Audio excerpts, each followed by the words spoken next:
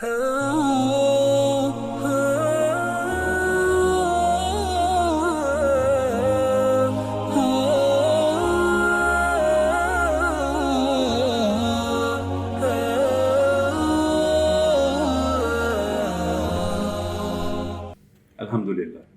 Assalatu wassalamu ala Rasulillah.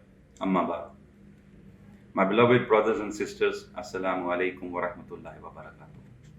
Ramzan with Rifa के साथ ईरज खान दोबारा आपकी खिदमत में हाजिर हैं। पिछली दफ़ा हमने जो बात की थी वो थी रमज़ान को वेलकम करने की, उसकी इंपॉर्टेंस पे बात की थी।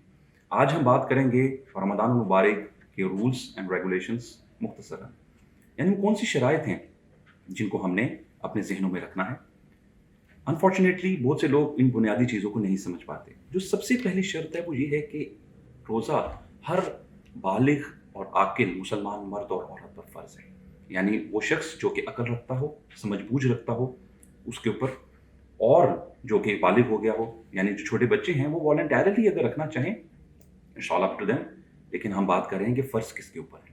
और अगर आपके ऊपर कोई ऐसी बीमारी है जो कि आपको डॉक्टर रिकमेंड करते हैं कि आप अगर चाहें तो रोज़ा स्किप कर सकते हैं, तो अल्लाह सुब्हानहू व तआला आपसे मोहब्बत करता है, वो आपको तकलीफ़ में नहीं देखना चाहता, तो आपको वहाँ पे जो है उसकी एक्सेप्शंस मिल जाती हैं। या अगर आप ट्रैवलिंग कर रहे हैं तो इन चीज़ों को हमने देखना है कि हम वक्ती तौर पे जो है उसको स्किप करके बाद में हमने, लेकिन ये याद रखना है कि इसको पूरा ज़रूर करना है, ठीक है।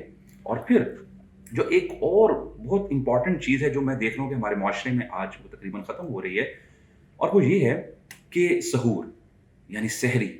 हम लेट नाइट तक जागते हैं, हमारी रूटीन्स ऐसी हैं, खाते पीते रहते हैं 12-1-2 बजे तक, और फिर पेट भर के खा के सो जाते हैं। हमने अब उसमें ये देखना है कि सहरी के लिए उठना और खाना अफजल है। हदीस मुबारका का मफहूम है, उसकी रोशनी में आपको बता रहा हूँ कि सहरी करें चाहे आप एक खजूर ही क्यों ना खाएं। और फिर सबसे बढ़कर अगर आप उठेंगे तो आप इंशाल्लाह नमाज भी वक्त पर पढ़ेंगे।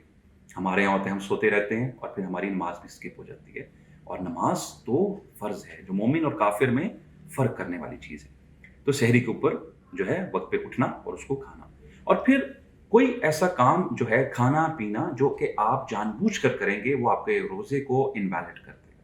यानी आपने ये देखना है कि डेलिबरेटली आपने कोई ऐसा अमल नहीं करना, अनइंटेंशनली आपसे हो जाता है, अल्लाह ताला माफ़ फरमाने वाला है, लेकिन जानबूझ कर नहीं। और एक और चीज़ जो हम देखते हैं मिसकंसेप्शन इस सेंस की आ रही होती है कि हमारी अगर वॉमिट हो जाए तो हम कहते हैं कि रोज़ा इनवैलिड हो गया। नहीं, अगर आप जानबूझकर वॉमिट करते हैं तब इनवैलिड होगा। अगर जो चीज़ आपके कंट्रोल में नहीं है, जो आपके बस में नहीं है, वो हो जाए, उसके ऊपर इंशाल्लाह अल्लाह खैर फरमाए। अब इसी तरह आपको कोई मेडिकल कोई प्रॉब्लम, आपको असिस्टेंस चाहिए फ़ौरन, तो आप इंजेक्शन लगवा सकते हैं। इसी तरह अगर आप डायबिटिक हैं तो आप इंसुलिन के इंजेक्शन लगवा सकते हैं, लेकिन उसमें आपने एक चीज़ ये देखनी है कि दैट इंजेक्शन और दैट ड्रिप जो आप लगवाते हैं वो आपका फूड का अल्टरनेट ना हो, यानी कि नरिशमेंट ड्रिंक्स के तौर पे ना हो, आपकी बॉडी को बूस्ट अप करने के लिए, एनर्जी के लिए हमने ये चीज़ें देखनी है। यानी वो आमाल जो आप जानबूझकर जो रोज़ा तोड़ने के लिए करें वो इसमें जायज़ नहीं। तो हमने अब इस चीज़ को समझना है और अमल करना है, और इसी उम्मीद के साथ कि इंशाल्लाह हम अल्लाह सुब्हानहू व तआला के बताए हुए तरीक़ों पर अमल करते रहेंगे, और इंशाल्लाह इसी तरह अपने आप को गुनाहों से रोकते रहेंगे। और दुआओं में याद रखिएगा, इंशाल्लाह नेक्स्ट टॉपिक के साथ इंशाल्लाह बहुत जल्द आपकी खिदमत में हाज़िर होंगे। व आखिर दुआना अनिल हम्दुलिल्लाहि रब्बिल आलमीन।